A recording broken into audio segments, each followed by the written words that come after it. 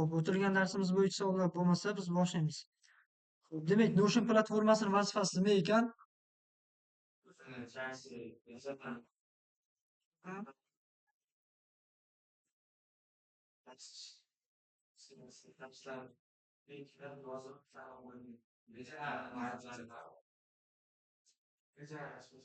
Hmm, mhm.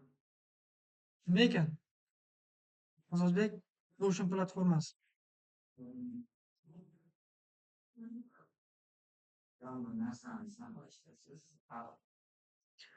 Ha, demak, biza mhm, Notion platformasi orqali Zarina ma'lumotlarimizni, kundalik hayot rejalarimizni yoki maqsadlarimizni yozib qo'ysak bo'ladi. Bu tartiblangan Notion platformasi. Hop, biza Notion platformasi orqali o'tgan darsimizda gaplashdik. Kurs, qanaqadir o'zimizni kurs rejalarini, shaxsiy rejalar, maqsadlar deymizmi, o'shalarni oldindan yozib qo'ysak bo'ladi va undan tashqari ma'lumotlarimizni tizimlashtirib qo'ysak bo'ladi. Tizimlashtirish degani, misol uchun qanaqadir ma'lumot bor, o'sha ma'lumotni biza har kuni yodlab yurmaymiz, lekin bitta joyga yozib qo'yamiz, saqlab qo'yamiz va o'sha saqlangan ma'lumotni biza o'zimiz kerakli vaqtda takrorlab o'rgansak bo'ladi. Takrorlab. Misol uchun mana additional kurs degan bitta ochganman, page ochganman Notion platformasida. Bu book turibdi kitoblar. Ya'ni mana shunaqa kurs ochish niyatim bo'lgan. Nasib ushlab qolsa shu kurslar ochilaman-da. Additional kurs degani men umuman front-end dasturlash IT kursdan tashqari shunaqa kurs rejalarim tuzib chiqqanman o'zim uchun. English kursi bor, bu yoqda memory kursi bor, xotira kursi bor, maths kursi bor, useful little kurslari bor, o'zingizcha shaxmat, shashka kurslari bor. Ya'ni o'sha Toshkentda o'qib yurgan vaqtimda ingliz tili bo'yicha, xotira kursi bo'yicha ko'p o'qib izlangan joylarim bo'lgan meni. O'shaning uchun ha, o'shandan o'rganib turib, qanaqadir ma'lumotlarni yuklab qo'yganman shuning uchun. Xo'p, ingliz tili kursini o'ziga kiradigan bo'lsak, qarang. Ingliz tili kursini o'ziga kiradigan bo'lsak, bu yoqda hozir internet ishlasa to'liq bu orqani. Qarang, orqalari ham bor. Misol uchun, ko'pchilik endi qiz bolalarim bor, o'g'il bolalarim bor, biladi. Ingliz tili kursi hozir ommalashgan kurslardan bittasi bo'lma. Agar siz ham kelajakda yaxshi ingliz tilini o'rganib, ingliz tili bo'yicha kurs qilmoqchi bo'lsangiz, Notion platformasi orqali har bitta dars rejalaringizni nima qilib qo'ysangiz bo'ladi? Rejalashtirib qo'ysangiz bo'ladi. Beginnerdan boshlab, elementarymi, intermediate'mi, IELTS kursmi, har bitta materiallarni hattoki onlayn ravishda saqlab qo'ysak bo'ladi. Va o'zim uchun bu juda ham yaxshi narsa. Ha, ingliz tilida yozilgan bu kursimizda nimalar bo'ladi? Beginner bor, elementary bor, intermediate bor, IELTS kurslari bor.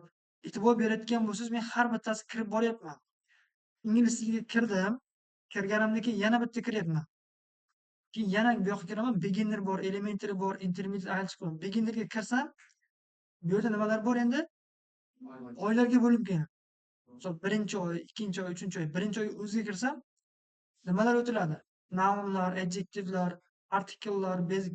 Hali bu qisman qanaqadir endi boshlangan kurs edi-da bu. Hali to'liq tugallanmagan, hech narsa qilinmagan bu. 10%, 20% qisman yozib qo'yilgan. Men buni ingliz tili kursini to'liq ma'lumot bilan to'ldirib chiqadigan bo'lsam, bu bitta kurs bo'ladi sizga. Tushunasizmi? Men ham ertaga keyin bemalol borib, ertaga mana shu bo'yicha kurs o'tishim mumkin. Ikkinchi oyda qanaqa hali yozilmagan mana, uchinchi oy hali yozilmagan. Birinchi oyda qisma-qisma nima mavzuga ketma-ket yozib olganman. Keyin shunga qarab men materiallar to'plab yozib boshlayman. Hop, to be mavzular this, there is, there are. Elementary'da ham xuddi shunaqa bu yoqda. Necha oydan bo'ladi o'rtacha kurslar? O'rtacha bilasiz, ingliz tilidagi kurslar necha oydan bo'ladi? 3 oydan bo'ladi, to'g'rimi? Beginner darajasi, elementary, intermediate 3 oydan bo'ladi. Ya'ni umumiy Toshkentda ham, o'zimizda ham darajalar 2 oy, 3 oy davom etadi.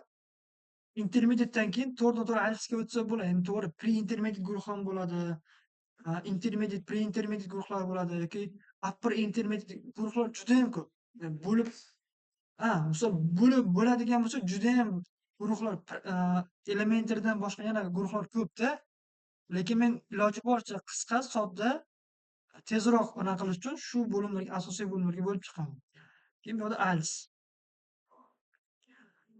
3 oydan bu yoqda necha oy ketyapti endi? 1 yilmi общий? 1 yilda manimcha bitta inson noldan ingliz tilini boshlasa, A, 6, 5,5, 6 olib chiqadi bemalol, to'g'rimi? Hozirgi vaqtda aynan judayam bu narsani imkoniyati bor. Mani o'zim tanishlarim bor, ingliz tili kursiga bormasdan turib 7 ALS olgan bolalar bor. Toshkentda tanishlarim bo'lgan, men shunday bolalar bilan turganman. 7 ALSi bor, hech qanaqa kursga bormagan. O'zi mustaqil o'rgangan uyda. Tushunyapsizmi? Ya'ni hozir iloji bormi, imkoniyati bormi desa, hamma narsani iloji bor. Hamma narsani imkoniyati bor. Faqat biza o'zimizni miyamizga buyruq berishimiz kerak. Sen uyg'on, tur o'rningdan, o'qishing kerak, izlanishing kerak. Biz bekor o'tirmasligimiz kerak degan narsa o'zizga tushuntirishingiz kerak. Hamma narsa iloji bor, hamma narsa sharoit bor. Internet zamonida yashayapmiz, to'g'rimi? Hamma narsa iloji bor. Ayniqsa sun'iy intellekt davrida.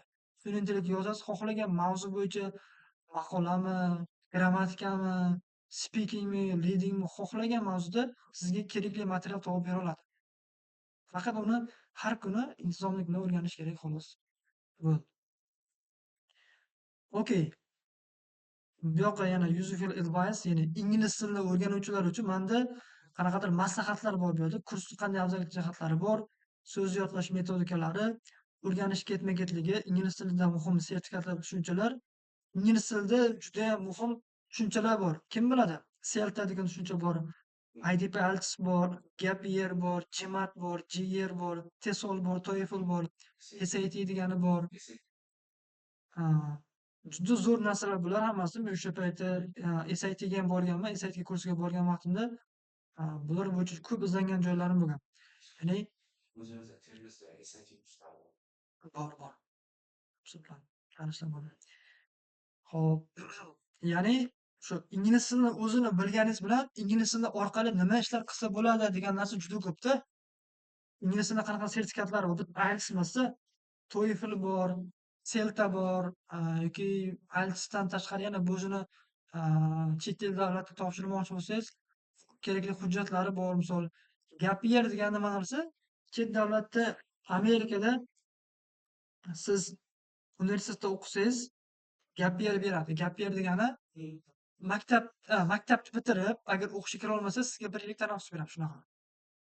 Bo'ldi, sen o'qishga kira olmading, sen 1 yil sayohat qilib kel boshqa joyga degan narsa qiladi. Qayta tayyorlanish, sayohat qilib bitta dam olib kel, miyang joyiga qo'yib ol degan narsa qiladi ular. Shunaqa narsalar ko'p aslida. Xo'p, ya'ni mana bu narsalar nima uchun kerak desangiz, men o'zim uchun oldindan yozib qo'yganman, ma'lumotni o'rganishim uchun. Diyorbek.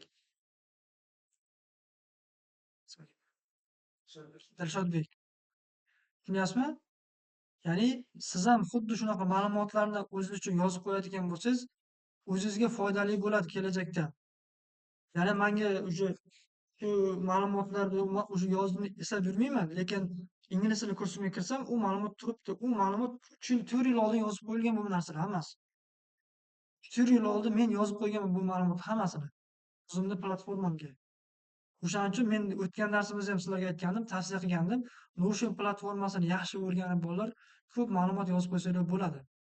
Axborot texnologiyalari, misol uchun boyagi tarmoq degan narsa, to'g'rimi? Kiber xavfsizlik, sun'iy intellekt nima narsa, sun'iy intellekt ichida qanaqa texnologiyalar bor, nimani o'rganish kerak, Python dasturlashtiri bor, Python dasturlash o'zi nima narsa, Pythonda qanaqa frameworki bor, Telegram bot judayam IT sohasini ichida, umuman kompyuter sohasini ichida judayam ko'p nazariy bilimli tushunchalar borda, tushunyapsizmi? O'sha tushunchalarni biz bilishimiz kerak. Nimaga bilishimiz kerak desa, chunki biz ITni o'rganyapmiz. Tushunyapsizmi? Biz 3 oydan beri kompyuter soatxonaga kelyapmiz va IT sohasiga kirdik уже biz. O'rganyapmiz. Va shu soha mutaxassis sifatida biz bu narsani bilib qo'yadigan bo'lsak, kuchliroq mutaxassis bo'lamiz. Tushundingizmi? Endi bu yoqda buklar bor, qanaqa kitoblar kerak. Misol, ingliz tili grammatikasi bo'yicha Roundup deganman, Grammar Destination. Xo'p, ikkalasini birgalikda mashqlar qilib deganman. Bu yerda ko'proq izlanishga YouTube'dan deganman. Navigate degan kitoblar bor. Juda zo'r kitob Navigate ham. Vocabulary lug'atlar uchun Essential Destination, Oxford Skills, In Addition, hop, Phrasal Verbs Dictionary. Hop, xullas bunaqa narsalar yozib chiqilgan hammasi. Bu bitta misol. Ingliz tili misoli. Bu yerda xotira kurslari bor, bu yerda kursga kirish qism. maths kurslari bor, matematika kurslari bor. Xullas, a, o'zingiz uchun bu narsani yozib qo'yadigan bo'lsangiz va bu narsa judayam muhim bo'ladi sizga. Xo'p, endi bu narsani qanaqa qilish kerak desa, misol uchun keyin bitta ko'ramiz bugun. Xo'p, yana shu plus tugmachasiga bosaman. Bizlar Notion platformasidamiz. Plus tugmachasiga bosib, keling misol uchun o'tgan darsimizda nima qilgandik? Kiberxavfsizlik degandik-a, keyin shu kiberxavfsizlik bo'yicha nima qilamiz? Manda sun'iy intellekt bo'yicha kurs bor, shuning uchun kiberxavfsizlik deyman. Misol uchun men kiberxavfsizlik bo'yicha kurs ochmoqchi bo'lganimda nima qilgan bo'lar edim? Sizni misolingizda ko'rib chiqamiz o'sha narsani dars davomida. Kiberxavfsizlik degan bitta kurs ochaman. Kiberxavfsizlik, xavfsizlik, kiberxavfsizlik deb ochib oldim. Bunga o'shanga mos qanaqadir icon qo'yishim kerak.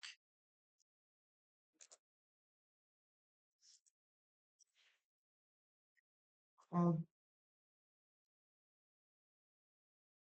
o'sha kiberxavfsizlikka mos bironta ikonka, rasm qo'yib qo'ysangiz bo'ladi bemalol. Keling biz shu kompyuterda rasm o'tira qolsin. Kompyuter rasmini qo'yib qo'yamiz. Orqasiga ham bironta kiberxavfsizlikka oid bironta rasm qo'ysak bo'ladi. Kiberxavfsizlik.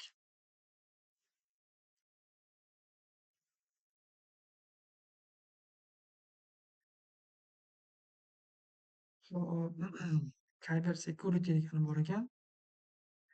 Qaysi bilan olamiz ikkalasi yaxshi ekan. Shunami? Yo'q. Ana shu burchi. Yaxshi ko'ramiz. Hop, copy qilamiz buni, saqlaymiz kompyuterimizga. Save images as desktopga saqlab. Hop, va bu yerda add cover degani bor. Add coverga bosamiz, orqasiga qo'yib beradi. Esingizda bo'lsa, mana shu cover orqasiga qo'yishda har xil coverlar bor bu yoqda. O'zlarini default holatda ranglari bor, qanaqa rang qo'yyapsizmi yoki o'zlarini default holatda rasmlari bor har xil. Xohlasa o'sha rasmdan foydalanib bironta rasm qo'yib qo'ysangiz ham bo'ladi. Men lekin o'zim ko'pincha nima qilaman? Iloji boricha o'sha bitta rasm saqlab olib, o'sha rasmni o'sha mavzuga oid rasmni qo'yib qo'yaman. Qanaqa mavzuda dars qilmoqchiman yoki qanaqa dars reja tuzmoqchiman, o'shanga oid nima rasm tanlab olaman. Boshimiz ko'taramiz Muhammadjon.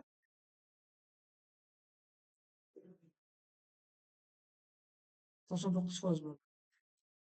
Agar rasm xira bo'ladigan bo'lsa, bemalol boshqa rasmlarni ko'rsangiz bo'ladi. Ba'zida rasm xira bo'lishi, rasm shunga moslashmagan bo'ladi-da, orqasiga backgroundga. Ba'zida moslashadi. 99% bo'ladi. Internetga bog'liq bo'ladi bu yog'i. Internetga bog'liq bu yog'i. Bozorov sizniki ulangan. E'tiborli bo'lib turing, o'chirib qo'ymang. Xo'p, endi bu yerga biza nima deymiz? Keling, misol uchun men ko'pincha nima qilaman? Birinchi dars deb olaman. Misol uchun birinchi dars. Birinchi darsda nimalar o'tilishi mumkin? Va bu yoqda qarang. Manda o'tgan darsimizda 6 ta nuqtani bosgandik. Plyusni ko'rgandik. Bu yerda ikkita narsa chiqyapti. Nuqta narsa chiqyapti va plyus chiqyapti. Endi plyusga emas, biz nuqtaga bosamiz va bu yerda kategoriyalar bor. Bolalar, kategoriya. Kategoriya degani qaysi kategoriyaga oid ma'lumot qo'ymoqchiman yoki qaysi kategoriyaga oid birorta joy ajratmoqchiman dars reja uchun. Turn into deganiga bossam, bu yerda har xil manda kategoriyalar bor. Bu yerda misol uchun heading qilib qo'yishim mumkin. Page yana ichga kiradigan page qilishim mumkin bu yerda. Xo'p, bu yerda list qilishim mumkin. Tartibsiz, hozir page qilsam yana ichga kirib ketadi. Ichimga qo'yadi. Kirdim-ku, ingliz tilida ko'rsatgan. Kiryapman. Hech ichga kirish. O'zi shunaqa. Ichma kirib ketaveradi-da hozir bu yerda. O'sha birinchi darsimku. Hozir bunga kelsam, yana birinchi dars ichida yana kirishim kerak. Bu narsa menga kerak emas hozir. Agar men bu narsani birinchi oy desam, misol uchun birinchi oy desam, bu yoqda men birinchi oyda keyin bu yoqqa birinchi dars desam bo'ladi. To'g'rimi? Keyin mana buni qarang. Shuni o'zini belgilab olib, bolalar, shuni o'zini belgilab olib, kitilsa kitilva qilsak ham bo'ladi shu yerda o'zini ko'paytirib. Faqat keyin mana buni 1 da 2 qilib qo'ysak bo'ldi. yoki adashmasam mana buni ham bitta iloji bor bu narsani o'zgartirishni. Hop, o'zgartiradimi ekan? Turginto Google yo'q. Page'da tartiblangani yo'q ekan. Iloji boricha o'zimiz o'zgartirib qo'yishimiz kerak. 2, 3 deb. 3 ta o'zgartirib qo'ysak, 3-chi darsga oid ma'lumotlar ketaveradi yo'q. Yoki bitta shablon qo'yib olsangiz, shablon degani misol birinchi darsda nimadan o'tiladi? Shu nuqtaga bosaman. Bu yoqda men ko'pincha nima qo'yaman? Toggle list qo'yaman, toggle list va ichiga yozaman. Misol uchun kiberxavfsizlik bo'yicha nazariy tushuncha. Tushuncha deyman bu yoqqa kiberxavfsizlik bo'yicha ma'lumot topamiz. Hop, keyin ko'pincha dars rejani to'ldirmoqchi bo'lsangiz, sun'iy intellekt ham hozirgi zamonda albatta yaxshi ma'lumot yozib beradi. O'sha kiberxavfsizlik o'zi nima, qanaqa soha, shu haqda nazariy bilim kerak bo'lsa, qo'lga bosaman. Kiber xavfsizlik o'zi nima desam, kiber xavfsizlik bo'yicha batafsil ma'lumot berib o'tadi. O'shani bemalol olib ishlatsak bo'ladi o'zimiz uchun. Internetda ham ma'lumot bor kiber xavfsizlik bo'yicha, lekin sun'iy intellektda ham biza bu ma'lumotlarni batafsil olsak bo'ladi. Zarindan Dilshodbek darsi yoqmayaptimi? Tikka turib turib bo'lmasa. Nimaga nima bo'lyapti? Hammani boshi og'riyapti.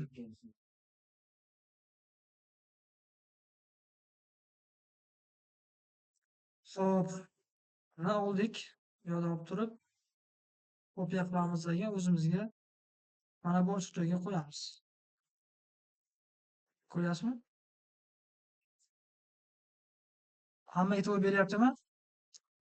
Kiber xavfsizlik bo'yicha to'liq ma'lumot yozib oldim. Yana pastga tushaman, enter bossam, xuddi shunaqa ochib beradi. Endi bu yerga misol uchun hop, nima deymiz? Kerakli dasturlar. Misol uchun kiber xavfsizlik sohasini o'rganish uchun qanaqadir bizga dastur kerakda, misol uchun.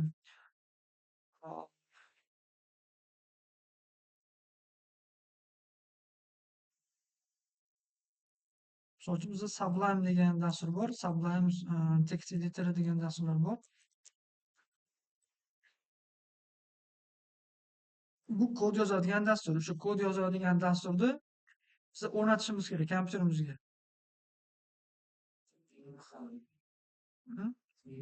Linux bu operatsion sistema-ku. Bo'ladi. Mana buni bookmark qarang. Link qo'yayotgan vaqtimda bolalar URL qo'ysam oddiy qo'yiladi. Bookmark qilsam bu o'sha ko'rinishi bilan, dizaynlari bilan ko'rsatadi qanaqa nimaligini. Tushunasizmi? Chiroyliroq chiqadi bu yerda. Kerakli dasturlar ko'pda bunaqa. Qarab turish kerak o'shaning uchun. Linkni qo'yayotgan vaqtingizda sizda har bir qaysidan qo'yaman. Tilga qo'yaman. Mana bu yerda nima chiqadi? Qanaqa qo'ymoqchiman? Bu URL oddiy qo'yiladi. Mention rasm qo'yiladi bu yerga ham. Bu yerda ham qanaqadir o'zini rasmiy turi bor. Ustiga bosib o'tib ketadi shunga. Va men ko'pincha bookmark qilib qo'yaman. Sababi bookmark qilib qo'yilsa, yana ham nima deydi, chiroyliroq chiqadi URL. Ustiga bosganda shunga o'tib ketadi. Oddiy link bo'lmaydi degan, linkni ko'rinishi chiroyli ko'rinib turadi. Tushunasizmi? Misol yana pastga tushamanda hop, video darslar deyman. Video darslar deb turib, buni qalinlashtirib pastga tushamandagi. Misol uchun bu bo'yicha YouTube'da bironta kiber xavfsizlik bo'yicha video darsim bo'lishi mumkin, to'g'rimi? Shu video darsi linkini ham olib qo'ysak bo'ladi, chiroyli qilib yoqaman. Tikka turib turing. Kimdir uyqusi kelayotgan bo'lsa, tikka tursa uyqusi kelmaydi. Tikka turing Jamshid. Tikka turing. Kiberxavfsizlikni yo'lda o'rganish. Xo'p, kiberxavfsizlik bo'yicha mana darslar bor ekan bu yoqda. O'shani va Savod akam darslari bor ekan bu yoqda. O'shani qo'yamandagi bookmark qilib qo'yaman. Video darslar. Bu bo'yicha video darslar juda ko'p. Qo'ysam bo'ladi hammasini har xil qilib. Video darslar. Xuddi shunday qilib tuzib ketaverasiz. Mana birinchi darsimizda shuncha ma'lumot yozib oldim, to'g'rimi? Kiberxavfsizlik bo'yicha nazariy tushunchalar, hop, kiberxavfsizlik bo'yicha kerakli dasturlar va bo'yicha video darslar va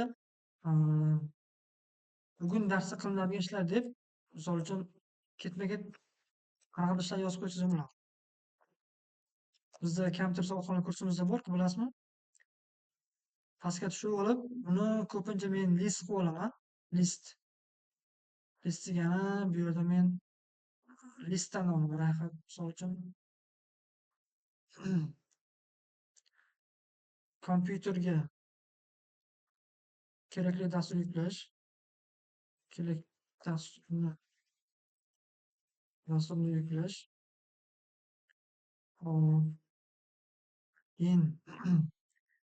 hop, kod yozib ko'rish, test qilish, sinab ko'rish kabi kerakli bajarilgan ishlarni yozib ketsam bo'ladi bu yoqda. Keyin bu yoqda nima bo'ladi? Uyga vazifa yoki homework, to'g'rimi? Uyga vazifa. Uyga vazifaga nima berasiz? O'sha narsani ham kiritib qo'ysangiz bo'ladi bu yoqqa. Tushundingiz-a? Ma'lumot oldim. Bu birinchi oyda birinchi dars bu. Birinchi dars shu. Endi mana bular o'chirib tashlayman. Xuddi shu birinchi darsni o'zidan bu yerdan nima qilaman? Kopiya olishim mumkin.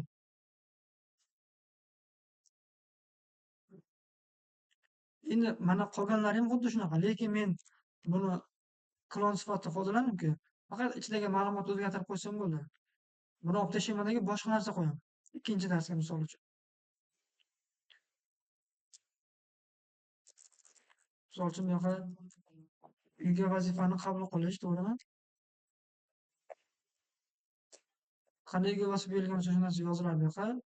Bugungi dasturlar o'zgarib ketaveradi shu ikkinchi darsda. Hop, xuddi shunday qilib bu yog'ini 3-chi, 4-chi darsga o'zgartirib qo'ysangiz bo'ladi. 3-chi,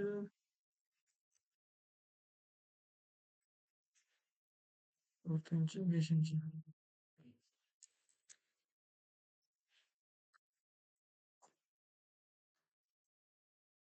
Hop, endi mana bu yerda bolalar siz xohlasangiz birorta bu yoqqa rang ham bersangiz bo'ladi. O'sha nuqtaga bosib olaman. Turing intodan tashqari o'zi Turing intoda nimalar bor?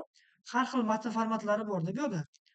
Toggle qilishimiz mumkin headingni kattalikda, column qilishimiz mumkin, kod yozishimiz mumkin. Biza kodni bosadigan bo'lsam, faqatgina kod yozish uchun menga joy ajratib beradi, kod yozishga. Kodlarni kopiya qilib qo'ysam bo'ladi. Men kodlarni yozib qo'yamanda. Hali dasturlashda ko'rasiz bu narsani. Men dasturlash bo'yicha darslarim bor-ku. O'shanda men kodlarni yozib chiqaman. Kodlar qo'ygan, kerakli kod. Bolalarga ko'rsatish. Tushunyapsizmi? Xo'p, bu yoqdan nima qilmoqchi edim? Bu yoqdan color qilib bolalar orqa rangini o'zgartirsak bo'ladi, misol uchun qanaqadir siz yana ham bezak bermoqchi bo'lsa, mana bunaqa ranglar qo'yish mumkin. Ko'pincha sariq bo'lmaydi menga. Ko'k rang tanlab olaman. Ko'k rang tanlab olaman. Hammasini belgilab olib, bemalol bosib, rangini o'zgartirib qo'ysak bo'ladi. Ko'k rang ham, yashil ham o'zgaradi. Yoki xuddi shu narsa sizga yoqmayotgan bo'lsa, yana shuni belgilab olib, Turing intoga bosib, xuddi shu narsani o'zini kattartirishingiz mumkin. Bunaqa. Tushunyapsizmi? Men ko'p narsa tushuntiryapman. Hozir ko'p kishi e'tibor berib turibdi. Tushunmayotgan bo'lsa savol qarang. Belgilab olaman. Xuddi matn belgilab olganda belgilab olamandagi o'sha nuqtaga bosaman. Bu yerda Turing intoga bosib, xuddi shu ma'lumotni boshqacharoq qilaman. Misol uchun, kattaroq qilmoqchi bo'lsam, heading 3, heading 1 qilsam, mana katta bo'lib ketadi.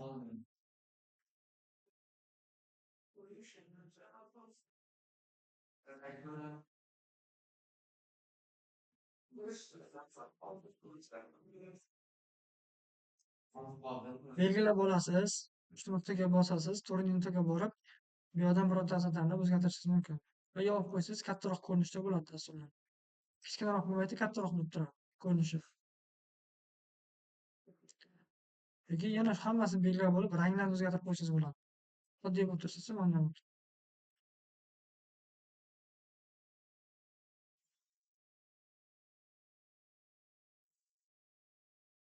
Birinchi oydan xuddi shunaqa bo'ladi. Birinchi oyda o'zini yana kopiya qilib, 3-4-oy qilib qo'ysak ham bo'ladi pastga. Hammasi bir xil qilib yo'q. O'zgartirish oson bo'ladi yo'q. Kopiya qilib ishlaydigan bo'lsa, bu yoq oson bo'ladi. Nima deydi? Bitta narsani yasab olgan inson qolganini ishlatish qiyin emas.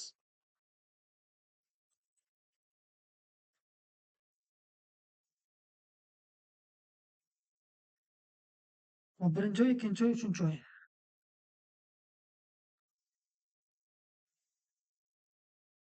Mavzu degani bor. Mavzu degani bolalar xuddi shu ma'lumotni boshqasiga o'zgartirish. Misol uchun, bu birinchi darsda turibdi.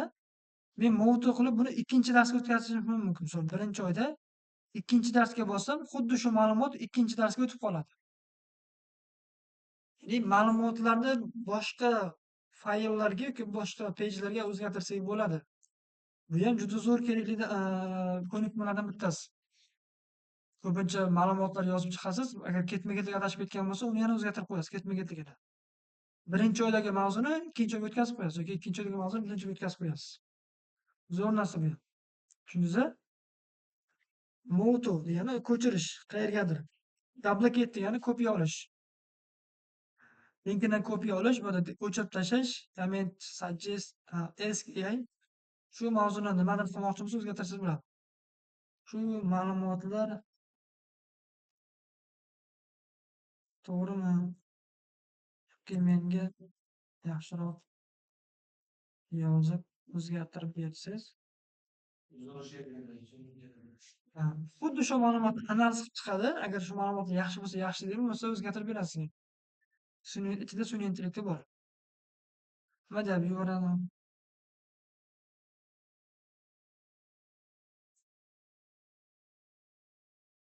Nima dedi? Hop, mitinglar shart emas bizga.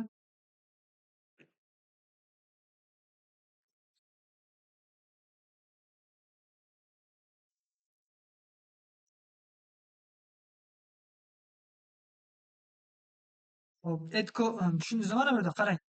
Add icon degani icon qo'yib qo'ysangiz bo'ladi bu yoqqa. Add cover degani orqasiga rasm qo'yish. Comment degani kommentariy yozib ketish bu yoqqa. Keyin bu yoqda bolalar ko'p kishi bilmayapti. Ey, share degan joyi bor. Hammada chiqadi. Kompyuterga o'rnatgandan keyin, share degan ulashish. Ulashishga bosib, qarang, publishga o'taman. Bu publish qilinmagan hali. Publishga bossam buni, endi buni hamma ko'ra olishi mumkin buni. Kopiya qilib turib buni yoki bu yerda publish qilganimdan keyin o'zi ko'rinib qolaman. Linki bor. Ko'rinyaptimi? Publishga bosaman, keyin mana bu linkini olib sizlarga tashlab qo'ysam, bu narsa mana bu yerda linki ko'rinadi o'sha. Mana bu yerda ham linki bor, olsa bo'ladi kopiya.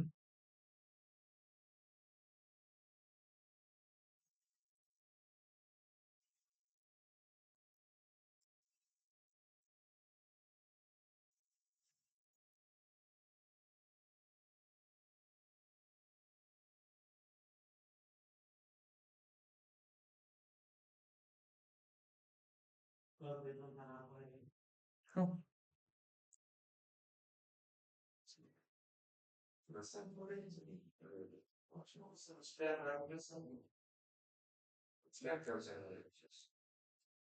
Xullas, mana bilan share qilishni ko'rdik. Share qilgandan keyin publish qilib qo'yasiz, keyin mana shu she'rni qilishni o'zida bolalar nima qolganlarga ruxsat berib qo'ysangiz bo'ladi ko'rishga.